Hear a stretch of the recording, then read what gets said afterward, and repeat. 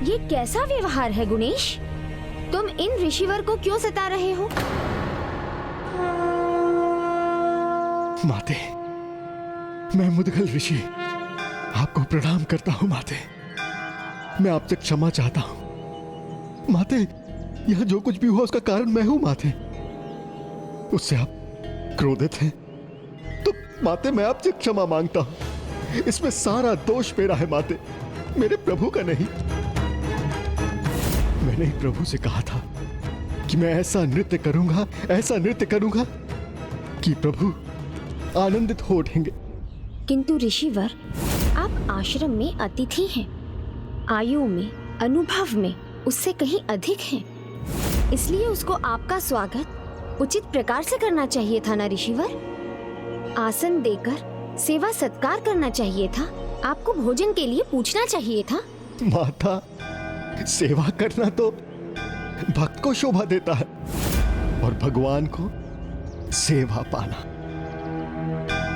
और जहां तक भोजन का प्रश्न उठता है माते, मैंने प्रण लिया है जब तक मेरे प्रभु मुझे परम ब्रह्म महाप्रभु गणाधिपति के दर्शन नहीं देते, तब तक माते मैं मात्र 15 दिन में एक बार ही भोजन करूंगा। और वो भी मात्र वो अन्न जो मैं भूमि से उठाकर एकत्रित करूंगा, पेड़ पौधों से तोड़कर कुछ नहीं खाऊंगा माते।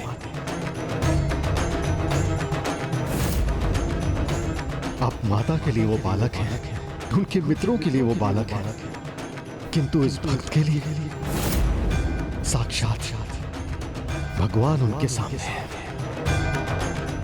जिन्हें अपनी भक्ति से प्रसन्न करना इस भक्त का परम कर्तव्य है माते।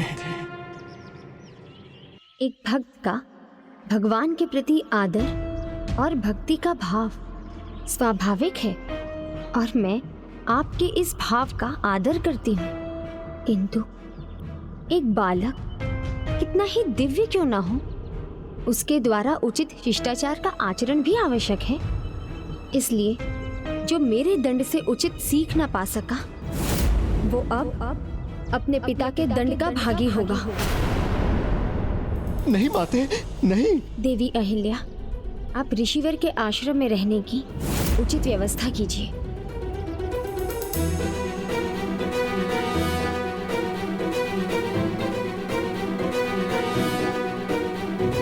ऋषिवर, हमारे आश्रम में आपका स्वागत है। मैं अभी सारी व्यवस्था कर देती हूँ। ये शिष्य आपको आपकी कुटिया तक ले जाएंगे। यहाँ इस आश्रम में आपके अतिथि सत्कार में कोई कमी नहीं होगी।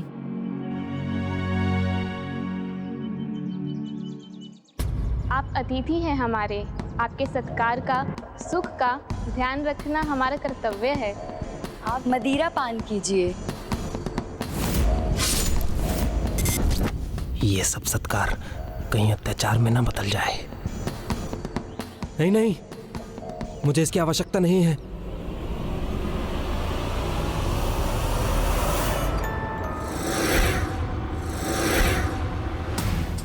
त्रिलोकनाथ, त्रिलोकनाथ, स्वर्ग का सुख क्या नहीं भा रहा है कुशलासुर? भय नहीं, संशय नहीं, समय है तुम्हारे आनंद भोगने का। मुझे क्षमा करें, मैं किसी पुरस्कार के योग्य नहीं हूं, मुझे क्षमा करें। मैं कहना चाहता हूं वो ये है कि वो बालक असाधारण है। मैंने उसके भोजन में विष मिलाया था, किंतु वो बालक मर गया। ये क्या हो रहा है? मैं बार बार प्रयास कर रहा हूँ ये बोलने का कि वह बच गया, परंतु मेरे मुख से वह मर गया क्यों निकल रहा है? बस अब बंद करो अपनी प्रशंसा। जान भी लिया, मान भी लिया। विष तुम्हारा जहां पड़ जाए वो भूमि भी जल जाए। विष मिला भोजन खाकर वो बालक मर गया, तो पुरस्कार का आनंद लो।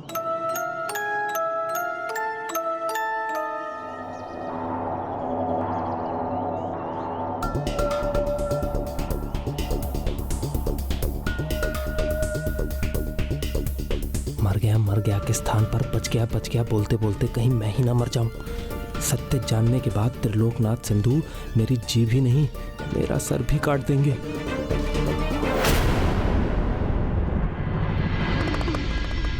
स्वामी, अब हमारे पुत्र को समझाना मेरे वश में नहीं।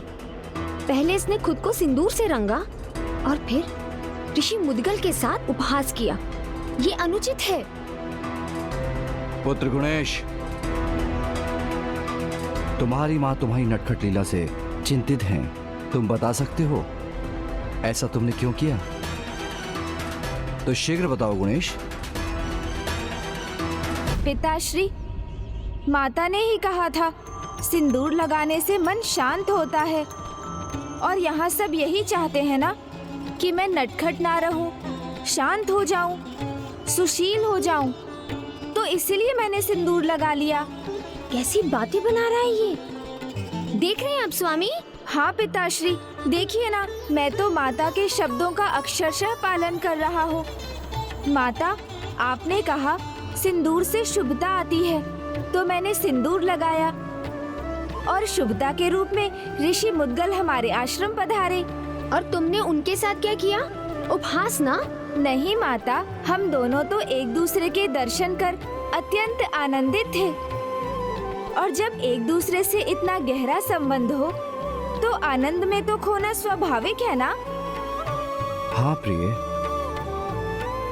ये संबंध तो भक्त और भगवान का है, जो सर्वथा अद्भुत है।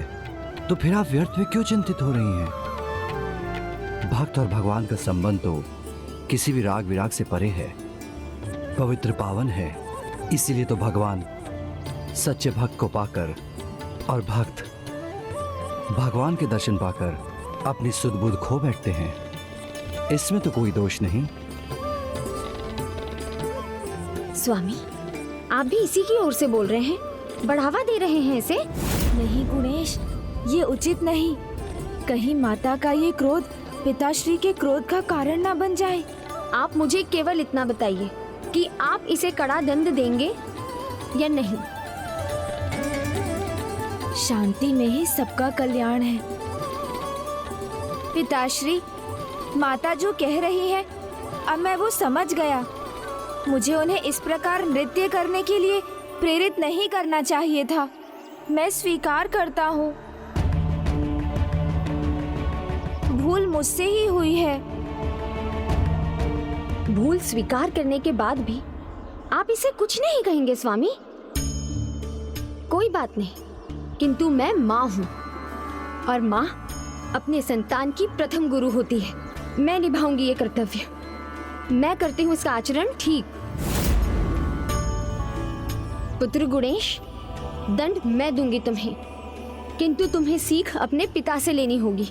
पूरी रात इनके समान तुम्हें ध्यान में बैठना होगा, तभी सीखोगे तुम शिष्टाचार का अर्थ।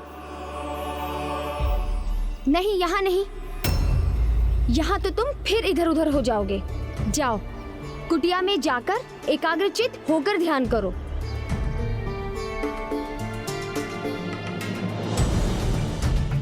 उचित है माता। ये है आपका विश्राम कक्ष।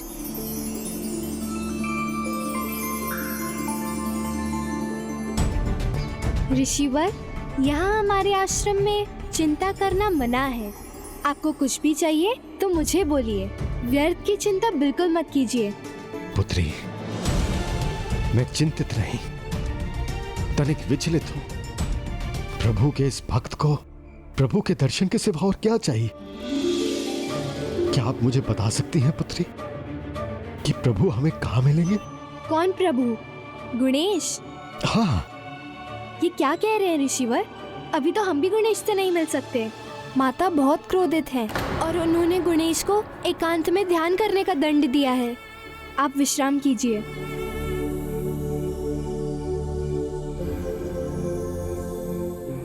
मैं तो मन भरकर अपने प्रभु से मिल भी ना सका, भेंट भी अधूरी रह गई।